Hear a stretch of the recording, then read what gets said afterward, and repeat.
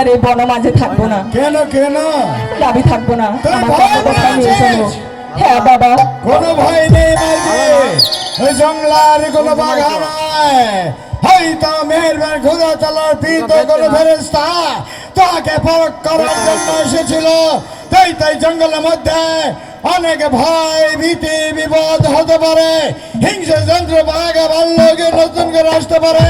তাই তো তোকে আমি জঙ্গলে রাখবো না, এর মধ্যে তোকে লোকেরা পৌঁছে দিয়ে যাব। ওখানে শ্যামপুর মাসিকা বাড়ি আছে, চল মাই তোকে মাসিকা বাড়ি পৌঁছে দিয়ে আসি।